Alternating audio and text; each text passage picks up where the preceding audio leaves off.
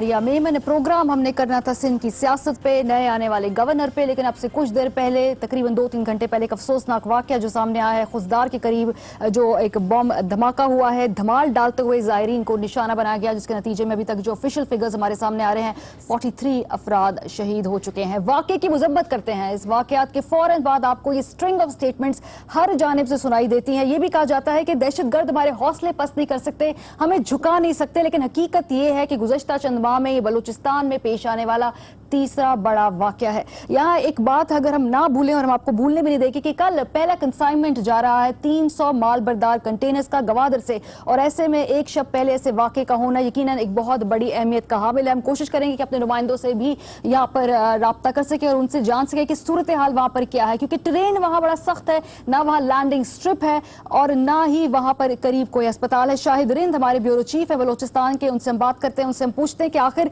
सबसे बड़ा चैलेंज इस वक्त वहाँ पर क्या है और इस वक्त सूरत हाल मजमूई तौर पे है क्या। जी शाहिद साहब। मारिया, मुझे आपकी आवाज कम आ रही है। जी शाहिद साहब, बताइएगा कि अभी तक वहां से अपडेट क्या है, सूरत हाल क्या है।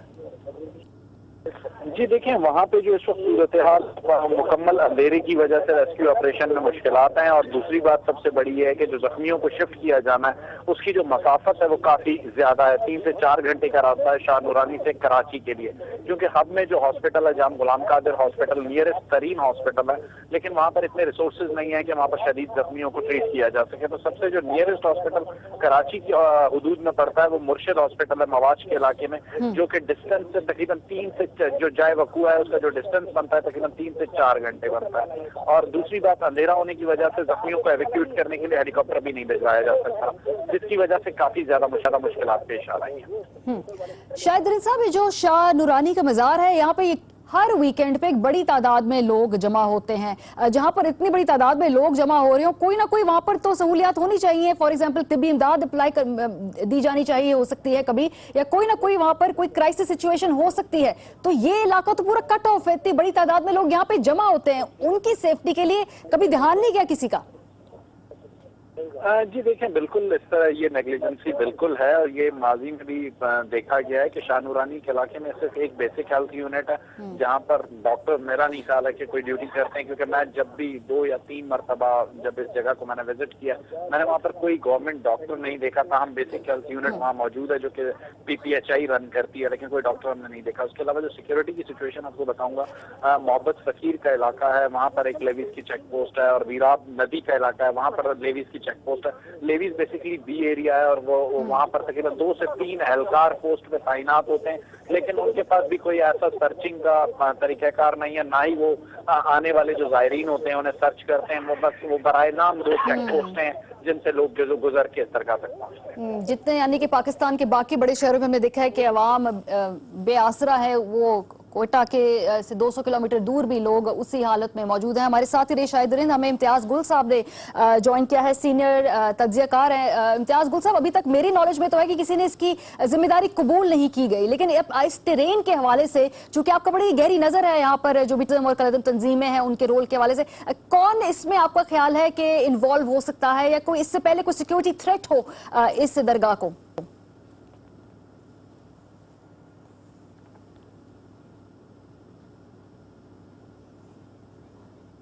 इम्तियाज साहब हमें सुन नहीं पा रहे हैं। शाहिद रिंद से मैं इस वक्त बात चाहूंगी। शाहिद, आप गालिबन इस वक्त गवादर में है, राइट? जी बिल्कुल मारिया। और कल यहाँ से एक बहुत बड़ी खेप जानी है CPEC के हवाले से, जो पहला कंसाइनमेंट है वो जाने वाला है। उससे एक रात पहले ये खबर सामने आना, क्या वहाँ पे ओवरऑल मजमूई तौर पर सेंटिमेंट है? जी देखिए, सेंटीमेंट लाजमी सी बात है, गम की सी सूरत हाल है, और वज़ीर दाखिला बलूचिस्तान सरफराज बुख्ती ने यहाँ हंगामी तौर पर मीडिया से गुफ्तगू भी की है, और उन्होंने सारी सूरत हाल के जरिए जो उन्होंने मौक़िफ़ इख्तियार किया। उनका ये कहना है कि सिक्योरिटी के लिए थ्रेट्स पूरे बलूचिस्तान के हवाले से मौजूद थे, और इस दरगाह की जो सिक्योरिटी के हवाले से बात की जा रही है वो सिर्फ उर्स के मौके पर एक्स्ट्राऑर्डिनरी बीफ अप की जाती है, अदरवाइज जो नॉर्मल डेज होते हैं वहाँ पर इतनी बीफ अप सिक्योरिटी नहीं होती है। थ्रेट्स के हवाले से उन्होंने कहा कि बलूचिस्तान में जो वाक़यात हो रहे हैं उसमें जो फॉरेन एलिमेंट है, जो अफगानिस्तान की सरजमीन इस्तेमाल हो रही है, उसके हवाले उन्होंने वाशिदाफ अल्फाज में कहा कि बलूचिस्तान में जितनी भी कार्रवाइयाँ हो रही हैं उसके लिए अफगान सरजमीन का इस्तेमाल किया गया। इम्तियाज गुल साहब हमारे साथ दोबारा यहाँ पर मौजूद है। इम्तियाज साहब, क्या आप मुझे सुन सकते हैं? जी अस्सलाम वालेकुम। जी अस्सलाम वालेकुम। इम्तियाज साहब, ये खबर आप तक पहुंच चुकी होगी। अभी तक किसी ने इसकी जिम्मेदारी डायरेक्टली कबूल नहीं की है। लेकिन चूंकि आप जरा बेहतर जानते हैं, ये आपका एरिया ऑफ एक्सपर्टीज है, जो भी कलदम तंजीमें और टेररिस्ट ग्रुप्स हैं, क्या ख्याल है आपका कि किसकी इतनी वहां पर पहुंच है या किसका इतना इम्पैक्ट है कि ये वाकया हो सके? देखिए, हमें किसी की जिम्मेदारी कबूल करने का इस मामले में इंतजार नहीं करना चाहिए। ये एक बहुत वाज़ेह पैटर्न है। पाकिस्तान, अफगानिस्तान और भारत के दरमियान इस वक्त जो मुखासमत चल रही है, ये उसी का एक नतीजा लगता है। क्योंकि आपको मालूम होगा कि गुज़िश्ता रोज़ अफगानिस्तान के शिमाली शहर मज़ार शरीफ में जर्मन कौंसुलेट पे एक बहुत बड़ा हमला हुआ और आज सुबह काबुल में बाग्राम एयरबेस पे, जहाँ पे अमरीकी फौजी होते हैं, वहाँ पे हमला हुआ है। तो ऐसा लगता है कि जो अदले का बदले का सिलसिला चल रहा है, तो उसी में जो गैर रियासती अनासिर हैं, जिसको आप टेररिस्ट भी कह सकते हैं, वो दूसरों के ईमा पे इस नौयत के कामों में इस्तेमाल हो जाते हैं और हमें इस तमाम मामले को इसी तनाजुर में देखना चाहिए। इम्तियाज साहब, थोड़ी सी टाइमिंग इसकी इसलिए इम्पोर्टेंट नजर बज़ाहिर क्योंकि कल पहले एक कंसाइनमेंट जाना है सी पैक के हवाले से गवादर, वजीर आजम साहब जा रहे हैं, आर्मी चीफ जा रहे हैं, it's going to be a big show over there. उससे एक रात पहले अगर इस तरह का वाकया होता है बलूचिस्तान में, so what sort of a message does it send? देखिए, तो जाहिर है जो लोग सी पैक या पाकिस्तान चीन के ताल्लुकात से या जो नए ताल्लुकात बन रहे हैं उससे खुश नहीं है, वो कोशिश करेंगे अपनी भरपूर इस नौयत के कामों में रखना डालने की। लेकिन मैं आपको बताता चलूं, एक चेयरमैन माओ ज़ेडुंग यानी चीन के जो नए चीन के जो बानी थे, उन्होंने एक दफा ये कहा था कि आप जब भी कोई नया काम शुरू करेंगे, आपके रास्ते में रुकावटें जरूर आएंगी, लेकिन आपने रुकावटों की परवाह किए बगैर आगे चलते रहना है। ये इस नौयत के जो धमाके हैं, इसमें जाहिर है बड़े अफसोस की बात है, इंसानी जानें ज़ाया हो जाती हैं, लेकिन पाकिस्तान और चीन की जो नई शराकतदारी है, इसमें इस नौयत के धचके हमें लगते रहेंगे।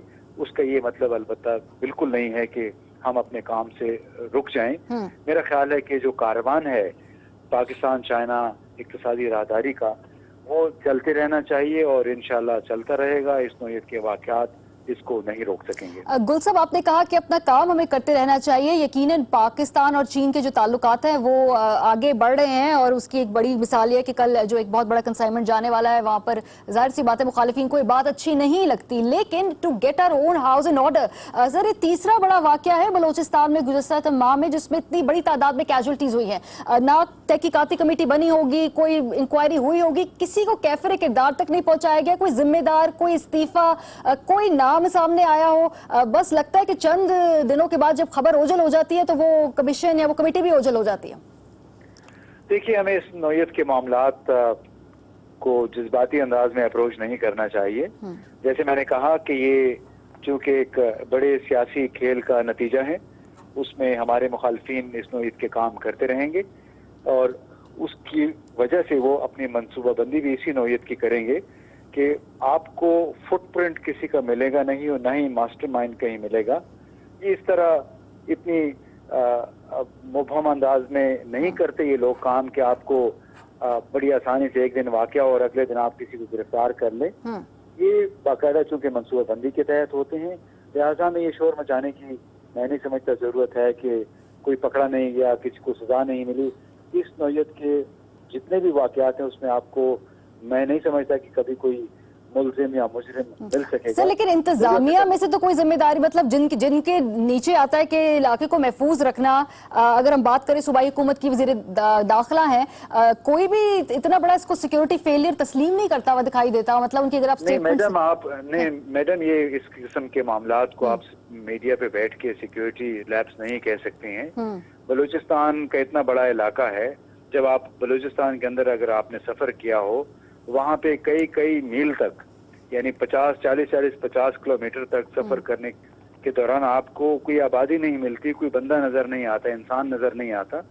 तो इसमें बहुत मुश्किल होता है इतनी बड़ी टेरिटरी को बिल्कुल फुल प्रूफ बनाना, उसकी सिक्योरिटी को। ये इस नौयत के वाकयात, अगर आप एक बहुत बड़ी सियासी जंग में इस वक्त मुलविस हैं या आपको उसका सामना है, तो फिर इस नौयत के वाक़यात होते रहेंगे, उसका रोकना बड़ा मुश्किल होता है। ठीक है, इम्तियाज गुल हमारे साथ ही रहिए। शाहिद रिंद हमारे ब्यूरो चीफ हमारे साथ मौजूद है, थोड़ा साथ साथ उनसे हम अपडेट्स भी लेते रहते हैं। शाहिद साहब, क्या आप मुझे सुन सकते हैं? शाहिद साहब अभी सुन नहीं सकते, अभी हम एक ब्रेक की जाने बढ़ेंगे, वापस आएंगे तो हम मजीद देने की कोशिश करेंगे और लोगों से भी राब्ते में रहेंगे। आप हमारे साथ रहिए।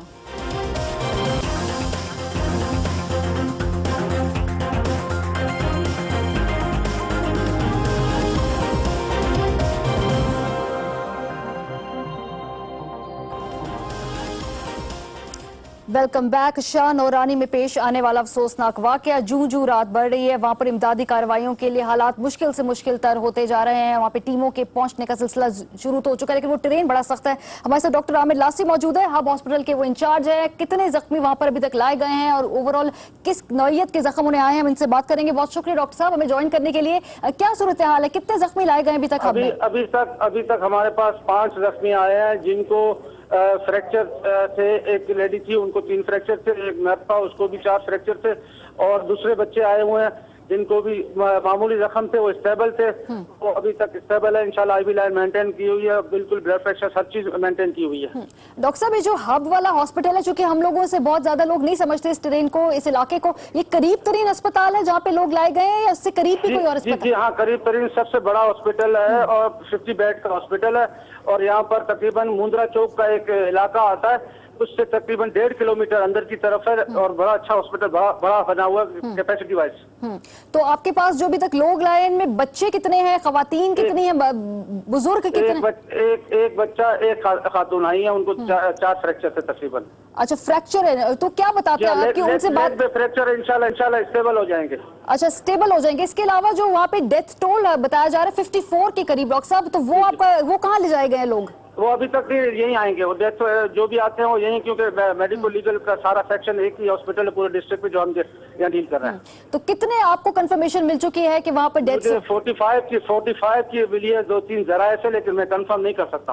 डॉक्टर साहब, चैलेंजेस क्या है? क्योंकि जाहिर सी बात है, इलाका बहुत दूर है, रात होती जा रही है, सर्दी भी बढ़ती जाएगी, क्या बड़े 2-3 चैलेंजेस है वहाँ पे आप लोगों के लिए?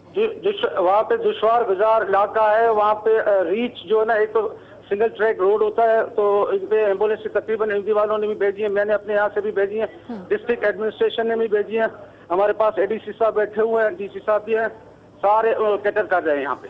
और जो खून के एहतियात की कोई अपील आपके पास वहाँ पे तमाम सहूलियात मौजूद है? वॉलंटियर हबशेर से आ गए हैं, बहुत सारी ऑर्गेनाइजेशन है, जिसमें पख्तून वेलफेयर है, दूसरे और एग्जिट वाले हैं, ये सब मौजूद हैं।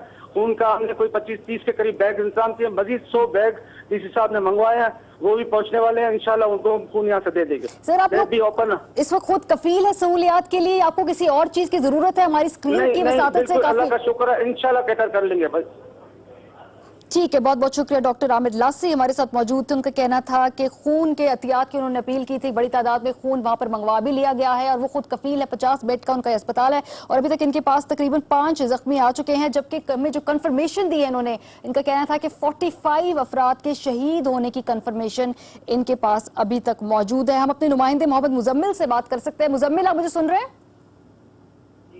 जी मुजम्मिल, आप वहां पे पहुंच तो गए हो, मुझे बताओ कि आप क्या देख रहे हो वहां पे, क्या सूरत हाल है?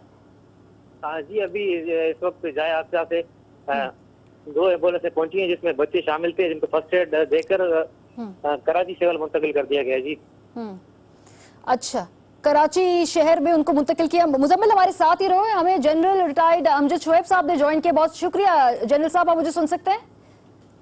जी जी सर, जी, आज मैं सुन सकता हूं। जी, थैंक यू हमारे साथ देने के लिए। सर, ये आज का जो वाकया है, एक तो उसकी टाइमिंग इंतहाई इंपॉर्टेंट है और इस हवाले से आप क्या कहेंगे कि ये इसका इम्पैक्ट क्या होगा जो आज हुआ है? बिस्मिल्लाहिर्रहमानिर्रहीम। देखिए, इम्पैक्ट तो हर इस वाक़े का जिसमें कि इंसानी जानों का ज़िया होता है, जो काबिल मज़म्मत है और बेगुनाह जाने, तो वो उसका इम्पैक्ट तो लाजमन लोगों के ज़हनों पे भी बहुत होता है। अदम तहफ़्फ़ुज़ का एहसास बढ़ता है और आपके दुश्मन जो होते हैं उनकी कोशिश और ख्वाहिश यही होती है कि आपके लोग नॉर्मल ज़िंदगी ना गुजार सकें, वहाँ पे ऐसी इंस्टेबिलिटी हो कि लोगों के अंदर खौफ व हिरास हो, बिजनेस ना चल सके, आपकी इकॉनमी ख़राब हो। अब इसमें इकॉनमी का मसला आपका CPAC के साथ, दूसरी तरफ ये है कि जो दरगाहों पे जो हमले करते हैं, ये अमूमन जुंदुल्ला या लश्कर जंगवी अलालमी या लश्कर जंगवी के लोग होते हैं। आपने देखा कि पिछले दिनों कराची और आसपास आपने बड़े कामयाब रेड्स किए और लश्कर जंगवी और जुंदुल्ला के काफ़ी लोग पकड़े गए हैं, कुछ को मारा भी गया है। चुनाचे ये एक रिएक्शन भी हो सकता है और ये भी हो सकता है कि ये वाकया जो है ये वहाँ से प्लान किया हुआ, अफगानिस्तान से लोग भेजे गए और ये काम यहाँ पे करवा दिया हो इस वजह से कि आपका इफ्तिताह कल होने जा रहा है सी पैक के पहले काफिले का। अब ये जो चीज़ है ये एक आध दिन में वाज़ेह हो जाएगी, लेकिन दोनों सूरतों में मैं समझता हूँ कि हमें बहुत ज़रूरत है तहफ़्फ़ुज़ की, क्योंकि जब आप इतना बड़ा काम करने जा रहे हैं सी पैक का तो कोई भी ऐसा वाकया आपके मामलात को ख़राब कर सकता है। हमारी प्रॉब्लम बलूचिस्तान में ख़ास तौर पे ये है कि बहुत बड़ा इलाका है, बहुत वसी इलाका है, लेकिन यहाँ पे सिर्फ 7% वो इलाका है जहाँ पे पुलिस मौजूद है, बाकी तमाम इलाका पुलिस की ज़द से बाहर है और 93% के करीब बी एरिया है जिसमें कि सरदारों का राज है। तो वो एरियाज जो हैं उनमें आपको अल्टीमेटली पुलिस और लॉ इन्फोर्समेंट एजेंसीज को दखल देना होगा। ये इलाका जनरल मुशर्रफ के दौर में आप ए एरिया में कन्वर्ट कर रहे थे, लेकिन बाद में फिर 2008 में सरदारों के मुतालबे पे ये काम छोड़ दिया गया। मेरा ख्याल है कि इस पे दोबारा काम होना चाहिए ताकि हुकूमत अपनी रिट फैला सके, फिर यहाँ पे इंटेलिजेंस के अदारे काम कर सकेंगे आसानी से। सर ये ये तीसरा बड़ा वाकया है, तीसरा बड़ा वाकया पिछले 2 माह के अंदर, और अभी तक हमने देखा है कि कोई जो पिछले वाकयात उनकी तहकीकात मुकम्मल नहीं हो सकी, किसी हम हतमी नतीजे तक नहीं पहुंचे। ठीक है, बहुत चैलेंजेस है वहां पे, पूरे इलाके को सिक्योर करना आसान नहीं है, लेकिन इतनी बड़ी तादाद में जब जानों का ज़िया हो, कहीं ना कहीं तो किसी ना किसी को जिम्मेदारी लेनी पड़ेगी। वो बात ठीक है। मैं पहली बात तो ये अर्ज करूं कि मेरी इत्तला के मुताबिक जो पहला वाकया था जिसमें वकला मारे गए थे, उसमें उसके तो मास्टरमाइंड वगैरह लोग पकड़े जा चुके हुए हैं, लेकिन बात वो है कि पकड़े जाना बाद में अपनी जगह पे वो सजा देने के लिए तो ठीक है, लेकिन जो हमारी जानें ज़ाया हो गई, जो लोग मारे गए, उनका तो कोई नेमुल बदल नहीं है, उसका तो कोई हल नहीं है।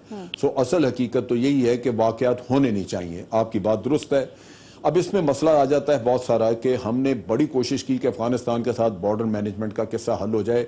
अफगानिस्तान आपके साथ कतन तावन करने को तैयार नहीं। 100 के करीब फ्रंटियर कोर की बटालियन चाहिए थी, हुकूमत को रिक्वायरमेंट दी गई, हुकूमत ने पैसे की कमी की वजह से इस साल 20 बटालियंस का इत्तफाक किया। अब अगर आप 20 बटालियन हर साल लगाएं तो 5 साल चाहिए बॉर्डर को मैनेज करने के लिए, लेकिन मेरा अपना ख्याल है कि अगले साल तक 2 सालों में ये बहुत हद तक आप जो इंपॉर्टेंट रस्ते हैं वो उनको कंट्रोल करने में कामयाब हो जाएंगे। ये मजबूरन करना पड़ रहा है, वरना तो अफगानिस्तान के साथ ताउन होना चाहिए था, वो करने को तैयार नहीं है। दरअंदाजी वहां से मुसलसल की जा रही है, ताउन के बारे में कहा भी जा रहा है, पाकिस्तान की जानिब से बार बार ये बात को इंडिकेट भी किया जाए, लेकिन वहां से कोई खातिर खा जवाब नहीं आ रहा। बहुत शुक्रिया, जनरल रिटायर्ड अमजद शोएब साहब हमारे साथ मौजूद थे, अपने एक्सपर्ट ओपिनियन दे रहे थे। ब्रेक पर जाएंगे तो गवर्नर हाउस से रुखसत हुए इशरत उल इबाद और नए गवर्नर की तकर्री हुई। कराची के अवाम इसके बारे में क्या कहते हैं, ब्रेक के बाद हम आपको बताएंगे। हमारे साथ रहिए।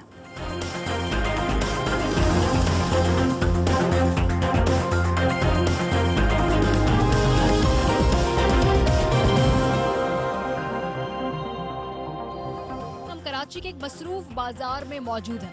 हम यहाँ क्यों आए हैं? हम लोगों से बात करने आए हैं। उनसे पूछेंगे कि जो गुज़िश्ता हफ्ते उनके तवील तरीन सर्विंग गवर्नर को तब्दील किया गया है और एक नई तैनाती सामने आई है, उस हवाले से वो क्या सोचते हैं। जी, गवर्नर साहब को तब्दील कर दिया गया, 14 साल के बाद वो गए हैं। पहले तो बताइए कि कैसा रहा उनका टेन्योर? मिक्स था थोड़ा बहुत। मुशर्रफ के टेन्योर में तो बहुत ऑब्वियसली बड़ा ज़बरदस्त रहा, फिर पीपल्स पार्टी की गवर्नमेंट आई तो फिर तो अब डेफिनेटली कराची के हालात ही चेंज हो गए। तो ओवरऑल देखा जाए तो मिक्स था, कुछ अच्छा टेन्योर उनका था और कुछ अच्छे टेन्योर की जब आप बात करते हैं, क्या ऐसी 2-3 बड़ी कामयाबियां या कोई अकम्पलिशमेंट्स हो जो आप कहें कि अच्छा? वो तो डेफिनेटली जब तो मुशर्रफ को क्रेडिट आता है उनके अच्छे टेन्योर पर, क्योंकि उनके टाइम पे जो है यहाँ पे लोकल गवर्नमेंट थी, मेयर था और कराची की आवाम के लिए उन्होंने पैसा दिया, जिस फंड्स दिए, और फिर डेवलपमेंट आपके सामने है कि जितना नए मुतबादिल गवर्नर साहब आए हैं उनके बारे में क्या कहना? एटलीस्ट कोई यंग चेहरा लाते हैं, वो बेचारे खुद रिटायर हैं तो उनको तो आराम का मौका देना चाहिए। कुश्ती थोड़ी लड़वानी है उन्होंने, वो कोई एक्सपीरियंस, लेकिन फिर भी गवर्नर हैं गवर्नर है, सिंध के गवर्नर है, कोई छोटा एरिया नहीं है, बहुत बड़ा सूबा ही है। आप क्या समझते हैं जो गवर्नर साहब 14 साल का इनका जो था टेन्योर, ये कैसा रहा? माशाल्लाह सबसे पहले तो उन्होंने अपना वर्ल्ड रिकॉर्ड बनाया इतना अर्सा रह के, ये बड़ी अच्छी अचीवमेंट है उनके लिए। क्या मतलब कराची को क्या मिला? वो ज़ाती तौर पे तो चलो वो एक बड़े ज़बरदस्त पोस्ट पे रहे, अचीवमेंट भी थी। शहर का आपका क्या ख्याल है कि सही गवर्न किया, कुछ मिला शहर? नहीं, शहर के लिए कौन आता है, सब तो अपने लिए ही आता है। वो तो कहते हैं कि हम इस शहर की हालत बदलने के लिए, हम आवाम की खिदमत करने के लिए आते हैं। आवाम यहाँ पे खुद चल रही है, कोई नहीं चला रहा उनको। ये सब अपनी जेब भरने आते हैं और अपनी कर आके चले जाते हैं सारे के सारे। अभी तब्दील क्यों किया गया, आपका क्या ख्याल है? तब्दील यूँ किया गया है कि हो सकता है कि शायद अच्छा खासा इनका बन गया होगा, तो अब दूसरे को मौका दे दिया इन्होंने। गवर्नर इशरतुल इबाद साहब 14 साल बाद उनसे ओहदा वापस ले लिया गया, कैसे रहे उनके ये 14 साल आपके नज़र? आई थिंक कि उनके 14 साल में कुछ ज़्यादा चेंजिंग तो नहीं आई, क्योंकि हमें ऐसे वो वर्क करते हुए नज़र नहीं आए। मतलब आप ये कह सकते हैं कि एक डमी गवर्नर हो सकते हैं जैसे उस तरह। लेकिन इशरतुल इबाद साहब के बारे में कहते थे बड़े मजबूत गवर्नर है, वरना 14 साल तक वो रहते नहीं और कई दफ़ा वो पुल का किरदार अदा करते थे। आप कहते हैं वो मजबूत तो खुद ही होगा ना इंसान, जब हर चीज़ पे खामोशी इख्तियार कर लेगा, आंखें बंद कर लेगा तो मजबूत तो होगा। जाहिर सी बात है, हर मतलब कोई भी काम आता है, कोई भी चीज़ आती है, सबके साथ हाँ के हाँ मिलाते रहो, आप बैठे रहोगे। हमारे वज़ीर आला भी तो गुजार के गए टाइम, कायम अली शाह रहे हैं, अब उनकी भी यही कंडीशन थी कि कोई भी प्रॉब्लम मसला आता था और कोई भी मतलब हम ये कह सकते हैं अपर लेवल से कोई भी काम आता था तो वो हाँ में हाँ कर देते थे। कोई एक अचीवमेंट जो आपके ख्याल में कि 14 साल में कोई एक चीज़ उनके क्रेडिट पे जाती है शहरी के तौर पे, कुछ आपको अगर याद है? क्रेडिट पे जाती हैं, मैं पर्सनल व्यू तो नहीं दे सकता, अदरवाइज़ एक अंदाज़ा ही कह सकता हूँ कि मतलब वो हमें मतलब मीडिया पे नज़र आते थे, बस सिंपल इज़ दैट, इसके अलावा कुछ नहीं। पिछले दिनों कुछ मीडिया पे वो ज़्यादा फिर नजर आए जब उन्होंने इल्ज़ाम लगाए मुस्तफ़ा कमाल के ऊपर, मुस्तफ़ा कमाल ने इल्ज़ामात लगाए उन पर। वो तो मैम सियासत का हिस्सा है, जाहिर सी बात है, जब आप किसी की ज़ातियात पे जाओगे तो वो उसको मीडिया पे आना पड़ेगा। उन इल्ज़ामात में आपको लगता है कहीं ना कहीं कोई सच्चाई, धुआं जहाँ से उठता है ना, आग लगी हो सकता है, क्योंकि देखें फ्रस्ट्रेशन निकलती है, जब आप इल्ज़ाम लगेगा तो फ्रस्ट्रेशन तो बाहर आएगी, और उसमें जब इन दोनों ने एक दूसरे पे इल्ज़ाम तराशी की है तो उसमें गवर्नर की जो खामोशी थी वो टूटी। आई थिंक कि वो कुछ कहलवाना चाह रहे थे, लेकिन वो मामला थोड़ा और आगे जाता तो कुछ और भी चीज़ें सामने आती, वो नहीं आ सकी। तो आपका क्या ख्याल है उन्हें तब्दील क्यों किया गया? तब्दील का तो मेरे ख्याल से तो वो कहते हैं ना कि पसंदीदा शख्सियत हो गई, तब्दील कर दिया गया, इसके अलावा कोई रीज़न नहीं। ठीक है जी, शुक्रिया जी। आपसे थोड़ा सा मैं कमेंट लेना चाहूँगी, जो गवर्नर अभी तब्दील हुए हैं 14 साल के बाद कराची शहर में, आपके समझते कुछ उन्होंने अचीव किया इन 14 साल?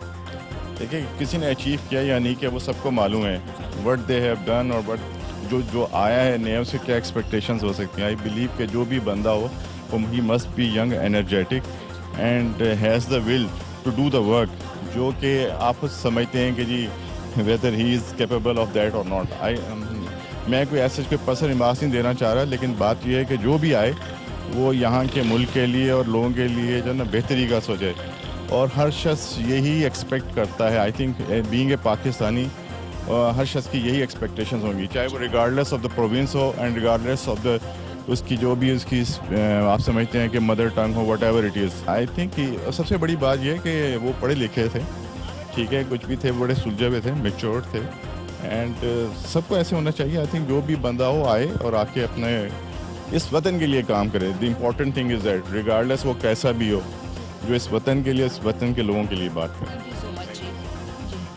गवर्नर इशरतुल इबाद साहब चले गए, 14 साल हो गए उनको आपका क्या ख्याल है तब्दील क्यों करना पड़ा?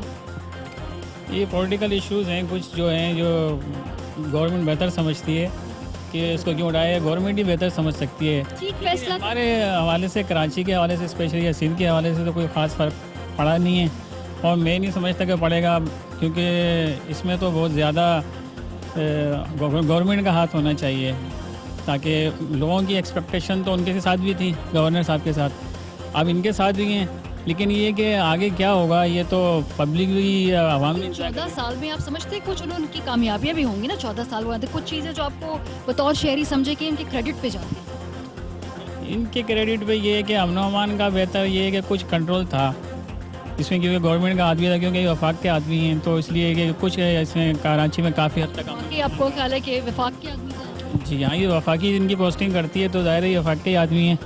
लेकिन आखिरी दिनों में बड़े इल्ज़ामात लगाए मुस्तफ़ा कमाल ने इन पे, इन्होंने मुस्तफ़ा कमाल के ऊपर, वो भी लगता है बस वो कहीं हवा में उड़ गए, बड़े सीरियस एलिगेशन। हाँ, लेकिन ये कि पब्लिक को तो इसी चाहिए कि कराची के अमन के लिए कौन काम कर सकता है, ये मिडिल एज क्यों या ओल्ड एज क्यों, इससे कोई फ़र्क नहीं पड़ता, कराची के आवाम के लिए अच्छी चीज़ें होनी चाहिए। जी, अस्सलाम वालेकुम। सियासत में शौक़ है? हाँ सुनते हैं, देखते हैं। गवर्नर इशरतुल इबाद साहब 14 साल के बाद अब रुखसत हो गए, तो क्या आपने जब खबर सुनी तो फिर आपने क्या क्या सोचा? थोड़ा सा शौक लगा। हाँ। कर रहे थे, सीधे साधे थे, अपना कर रहे थे खामोशी से। और अब जो आए वो इतने ज़ईफ़ हैं, कराची और ज़ईफ़ हो जाएगा। पहले ही कौन सा कराची इतना अच्छा था। आपका क्या ख्याल है कि एकदम तब्दील करने की ज़रूरत क्यों पेश आई होगी? अब ये तो हुकूमत की सियासत है, मैं क्या कह सकती हूँ। कुछ देखा होगा तभी तब्दील कर लिया, लेकिन तब्दील करने से पहले इतना सोच लेते कि शहदुल इबाद की पैनल का ही कोई लाते। ये जो इतने हैं, कल ही सारा दिन वो ओत लिया, उसके बाद उनकी तबीयत ख़राब हो गई, तो कराची कैसे चलाएंगे? 14 साल का टेन्योर रहा इशरतुल इबाद साहब का, कौन सी ऐसी बातें जो आप समझेंगी कि उनकी क्रेडिट पे जाती हैं? कौन सी बातें? हाँ, पॉलिटिकल सही थे भाई, मैं तो कहती हूँ सही थे। उन्हें किसी सियासत से दिलचस्पी नहीं थी, उन्हें अपने पाकिस्तान से दिलचस्पी थी, कराची से थी। तो मुस्तफ़ा कमाल साहब ने उन पर कुछ इल्ज़ामात लगाए, जवाब में उन्होंने मुस्तफ़ा कमाल साहब पे कोई इल्ज़ामात लगाए, तो इनमें कोई हकीकत नहीं लगती? सियासत में तो ये चलता है। कर रहे थे दोनों। हाँ, दोनों सियासत कर रहे थे। और पाकिस्तान की सियासत में खासियत यही है कि एक दूसरे पे इल्ज़ाम लगाएं तो उरूज पे रहेंगे। लेकिन तहकीकात होनी चाहिए, बड़े संगीन इल्ज़ाम थे वो तो, कि पैसे खाने के इल्ज़ाम थे कोई। तहकीकात तो आज तक पनामा लीके नहीं हुए, तो वो क्या होंगे? लेकिन अब कुछ सुप्रीम कोर्ट में शुरू हुई, आपको उम्मीद है कि वहाँ से कुछ बेहतरी? नहीं, कोई बेहतरी खबर नहीं आएगी। तो ऐसे सबको ठंडा करके बिठा दिया, ऐसे ही चलता रहेगा। गवर्नर के हवाले से, मतलब यूर यंग, आपने 14 साल से देखा कि वो इस शहर के पूरे सूबे के गवर्नर थे, कैसा रहा है, क्या था उनके बारे में आपको? उनका अगर देखा जाए, मैं समझता हूँ कि कराची के आवाम के लिए तो अगर पॉलिटिकल पॉइंट ऑफ व्यू से देखें तो वो काफ़ी चेंज था उनके अंदर। किस तरह से? वो बहुत ही काम माइंड थे और बिल्कुल कूल थे और लेके चल रहे थे। उन्होंने 3 टेन्योर गुजारे, मुख्तलिफ सदर मुमलिकत मुशर्रफ के दौर में, फिर जरदारी दौर में भी रहे और नवाज शरीफ के दौर में भी सही चल रहे थे। ये जो अगर इल्ज़ामात वगैरह का भूचार नहीं होता तो मैं समझता हूँ कि ये चलते रहते और इनको लेके चलती ही रहती गवर्नमेंट, क्योंकि ये ना अगर इन्होंने अपने आप को हाईलाइट कर दिया और बोल दिया कि इस्टेब्लिशमेंट का आदमी हो और मैं ये हूँ, अगर ये सब बातें वो मीडिया पे आके नहीं करते तो मैं समझता हूँ इशरतुल इबाद इज़ अ गुड। लेकिन जो इल्ज़ामात लगे आखिरी दिनों में, आपने देखा है कि मुस्तफ़ा कमाल और गवर्नर साहब एक दूसरे के ऊपर इल्ज़ामात लगा रहे थे, ना उनकी कोई तहकीकात हुई, वो बात बस खबरों में आई और गायब हो गई, गवर्नर साहब खामोशी से चल दिए। अगर उसको देखा जाए तो ये गवर्नर साहब ने ये एक थोड़ा सा मिस्टेक की थी कि अपने आप को हाईलाइट कर दिया और उन्होंने चीज़ों को जो है वो बता दिया कि मैं इस तरह का आदमी हूँ और वो इस्टेब्लिशमेंट लाइक दैट की, इस तरह की बातें की। अगर वो इस तरह की बातें ना करते तो मैं समझता हूँ वो चलते रहते। जी, गवर्नर इशरतुल इबाद 14 साल के बाद उनको उनके ओहदे से रुखसत कह दिया गया है, तो कैसा रहा उनके 14 साल, अब कैसे गवर्नर थे? वैसे अच्छे थे, मतलब इतने कोई भी ना, लेकिन हाँ जैसे एक्चुअली उनका रोल होना चाहिए था ना। आई मीन अगर देखा जाए एज कम्पेयर टू अब ये जो आए, इनकी तो अल्लाह मतलब ज़िंदगी तवील करे। आप इतनी खुश नहीं है? नहीं, क्योंकि इनको देख के ऐसा नहीं लगता ये कुछ इस तरह करेंगे। मतलब कोई थोड़ा कोई यंग आना चाहिए था, लाइक जैसे अभी जो सीएम साहब आए हैं जो वो बने, तो थोड़ा कोई यंग आना चाहिए था जो थोड़ा एनर्जेटिक होता, जिसमें ना पॉजिटिविटी आती देख के कि हाँ लाइक आप कुछ हो सकता है। इनको देख के ऐसे नहीं आता। लेकिन इनसे बेटर मुझे अगर मैं कहूँ तो ये थे या मच बेटर देन देम। क्या उनकी आपको 2-3 बातें आप कहेंगे कि इनकी क्रेडिट पे थी, अच्छे गवर्नर थे इसलिए क्योंकि उन्होंने ये किया? एसेट तो मुझे इतनी कोई दिलचस्पी नहीं है, बट हाँ मैं ये कहूँगी कि लाइक थोड़ा मतलब उनको देखिए पॉजिटिविटी, एक फीलिंग मैं कह सकती हूँ, बस मुझे वो आती थी। लाइक आपका क्या ख्याल है, कैसे गवर्नर थे इशरतुल इबाद? मीडियम थे, ऐसा कोई खास वो नहीं था उनका। लेकिन 14 साल तक वो सर्वाइव कर गए, आपका क्यों ख्याल है? 14 साल सर्वाइव करना ही तो मायने नहीं रखता, उसमें आपकी कारकर्दगी क्या है ये चीज़ मायने रखती है। कोई कारकर्दगी में कोई खास बात कोई आपको याद पड़े? ऐसा नहीं नजर आया, कोई खास नहीं नजर। जो तब्दील करके सईदुज़्ज़मान सिद्दीकी साहब को गवर्नर लगाया गया है, इनके बारे में क्या? अभी तो देखते हैं, अभी तो 2 ही दिन हुए हैं ना उनको। हाँ, बतौर जज उनके लिए मैं कह सकती हूँ कि वो एक अच्छे जज थे, उस तरह मैं कह सकती हूँ। बाकी गवर्नर के हिसाब से तो मैं उनको अभी नहीं कह सकती कि हमने अभी उनको देखा ही नहीं है कि वो क्या कारकर्दगी कराची के अंदर दिखाएंगे। पिछले दिनों जाते जाते जो इल्ज़ामात की बुछाड़ हुई थी, मुस्तफ़ा कमाल साहब गवर्नर इशरतुल इबाद पे लगा रहे थे, ये उनको जवाब दे रहे थे, उस पर क्या पॉलिटिक्स हकीकत नहीं होगी? कहते हैं ना धुआं वहीं से उठता जाग दोनों लोगों में कोई हकीकत नहीं लगती कि मुस्तफ़ा कमाल साहब ने क्या कहा और इशरतुल इबाद साहब ने क्या कहा। मुझे इसमें दोनों में कोई हकीकत नहीं नजर आती, सिर्फ पॉलिटिक्स और कुछ भी नहीं। जी, गवर्नर इशरतुल इबाद साहब 14 साल के बाद गवर्नरशिप से वो हट गए हैं, क्या आपके सेंटिमेंट्स, कैसे गवर्नर थे वो 14 साल टाइम जो गुजार के गए? बहुत अच्छे गवर्नर थे और मैं समझती हूँ कि यंग गवर्नर ही होने चाहिए। क्या आपने कहा अच्छे गवर्नर थे, क्या अच्छाइयाँ थी, कौन सी 2-3 ऐसी बड़ी बड़ी बातें जो उनके क्रेडिट पे हो? अभी तो मुझे याद नहीं है मगर लेकिन वैसे बहुत अच्छे गवर्नर रहे हैं और बहुत पीसफुल थे, तभी तो वो इतने 14 साल उन्होंने गुजारे। अगर वो कुछ गड़बड़ करते तो शायद 1-2 साल में हट जाते। गड़बड़ की बात तो मुस्तफ़ा कमाल साहब ने की है ना कि गवर्नर हाउस में वो गड़बड़। मुस्तफ़ा कमाल साहब तो बिल्कुल बैंड है। आपको उनके कमेंट्स नहीं दूंगी। क्यों? बस इस काबिल नहीं है कि उनके लिए कुछ कहा भी जाए। लेकिन वो तो कामयाब तरीन मेयर थे कराची के, इतना क्रेडिट लेते थे लेकिन अब नहीं, अब वो जीरो है। कराची के गवर्नर इशरतुल इबाद साहब जो अब साबिक गवर्नर है, 14 साल का टेन्योर था उनका, कैसे गवर्नर थे वो शहर? भाई सिर्फ गवर्नर थे वो, बाकी सारे काम तो वो वजीर आला ही करते थे, उनका कहीं कोई नज़र नहीं आता था उनका कोई काम। कराची के हालात आप लोगों को मालूम है, आप लोग मीडिया के लोग हैं, लेकिन आप लोग हर चीज़ दिखाते थे लेकिन उसके कोई असरात नहीं होते थे। 14 साल तक अगर कोई बंदा 2-3 टेन्योर्स में गुजारे, कामयाब तो होंगे ना? कामयाब नहीं कहे, इसको सियासी इशू कह लें कि सियासी जो वफाक में जो लोग थे वो अपने मकासद के लिए उनको यहाँ रखा हुआ है। जी हाँ, क्या मकासद? मकासद उनके यही थे कि वो उनकी सीट यहाँ रहे और यहाँ की चूंकि उनकी सीटें ज़्यादा थी तो वो उनको कोई इशू ना हो, समझिए नहीं। अब क्यों तब्दील करने की ज़रूरत पेश है यहाँ पर? इसलिए तब्दील कर रहे हैं कि वो अब वफाक में भी चेंजिंग आने वाली है या आ रही है, आपके सामने हालात ऐसे हो रहे हैं, तो इंशाअल्लाह ताला मैं समझता हूँ आवाम के लिए बेहतरी आएगी। और एक शख्स जब मुसलसल 14 साल देख लिया कि उसने कुछ नहीं किया तो तब्दील तो करना है। नए गवर्नर साहब के बारे में